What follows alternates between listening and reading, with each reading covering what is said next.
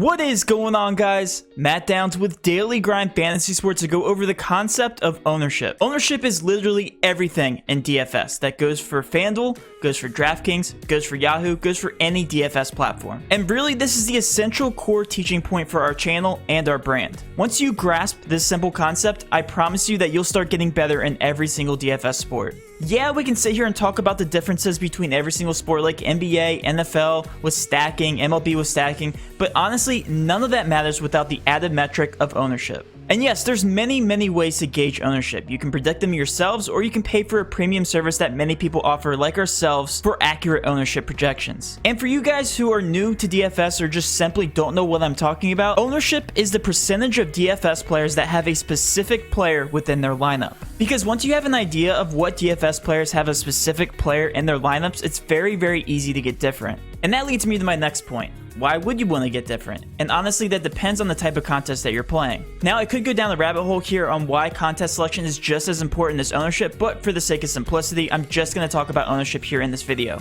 And more specifically, ownership in GPPs. Having ownership projections really does give a leg up on the competition before the contest and slate even starts. And I already know what you're thinking. How does ownership give you an edge if the contest doesn't even start? You don't even know how the players are going to do. Sometimes ownership is so high on the player, they become chalk. A chalk play is a nickname for a player that's so highly inflated in ownership that it simply does not make sense for their fantasy point projection. And a sport where you might notice this for all you NBA players out there is an NBA where players have gone 70 to 80% owned in GPPs. Now, we all know DFS is still a game of chance, but the reason why DFS is not technically considered gambling is because you can leverage your chance. This is why you consistently see the same names at the top of GPP leaderboards, because it's really not a game of chance. It's more a game of skill. Those DFS players are finding holes in ownership and exploiting it. And on the flip side, they might see specific players or stacks that are very high owned where they just simply fade or go under the public in terms of ownership. Now, let's actually take this a step further with one of my favorite examples. I like using this example because Texas Hold'em is also considered a game of skill. Let's say you sit at a table of 7 other Texas Hold'em players, but instead of getting random cards, you now get to choose your 2 cards. And again, just like DraftKings, you get to pick your lineup on DraftKings. And yes, I know this is an exaggerated example because we know that there's 52 cards in the deck and they're not duplicated. But stick with me here. So you have 2 cards to choose. You would probably choose the 2 best cards that give you statistically the best chance to win, right? You would probably choose double aces. Just like on DraftKings, you choose the players that are projected to score the most DraftKings points. But what if you know the other people's cards at your table? What if you had ownership projections of the specific cards that the other players are holding at your table? What if you knew every other player at your table had double aces as well? Would you still pick the double aces as the cards that you want? Your answer should be no, because if you had double aces and everybody else had double aces, you would split the pot, whatever that may be. Let's say now with that knowledge, you decide to go the route of ace-king, the next possible combination to give you the best chance to win this hand. You're now the only person with that hand, and it's the next best combination. And of course, this is before the river, this is before the flop, this is before any of that. This is before the slate starts. But now you have the best chance at your table to have the pot for yourself. So now let me ask you this question. Would you have the best hand knowing that everybody else has it and that you'd split the pot? Or have a slightly worse chance at winning,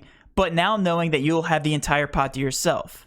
Now let's translate this to the concept of DFS, where instead of picking your 2 cards, you're picking a lineup with ownership projections. You know what everybody else has. Taking a look at our spreadsheet here provided by DG Fantasy, you get to identify the best leverage spots, i.e. the best places to get different. You might hear the term leverage being thrown around a lot in daily fantasy sports in general. All leverage is a spot where you identify where the ownership and projections do not make sense when comparing it to another player. For example, let's actually take a look at real specific players here in this MLB contest. And this example can be used for any single sport. I'm just looking at MLB because it's right here in front of me. Taking a look here specifically at pitchers, Jack Flaherty at $9,600. He has a ownership projection here of 44%. His DraftKings projection is 24.69. Scrolling all the way down, we're going to go to the 3% range here to Luis Garcia, $9,700, and he has a projection of 18.86 compared to Jack Flaherty's 24. Slightly lower, and he's the exact same price, almost $100 off, but he's only 3% owned. If Luis Garcia outperforms Flaherty, he provides fantastic leverage in that spot. Hence, right here, the leverage column, green means good, and the leverage, again, red identifies bad leverage spots, overinflated in ownership players, and then if you scroll down here, green means good. Now, this is a very, very simple example because what I'm doing is I'm comparing two exact players, but the same kind of logic flows here when comparing entire lineups. As you can see, I'm not predicting the outcome of games. If you're doing that, you're going to lose consistently in DFS. I'm using ownership here in this example to show you guys I'm going to be putting myself in the best spot to take down the GPP if Jack Flaherty really is 44.4% owned. I could go more advanced here, like in terms of lineup construction, stacking, but that would take hours. But this simple example can be applied in any single sport. For NBA, leverage might look like going top heavy, picking really expensive guys, combining them with very cheap guys, when the public is going a middle of the road type build. For a sport like MMA, this might look like fading the main event when you know that 99% of the public is going to play one side or the other of the main event.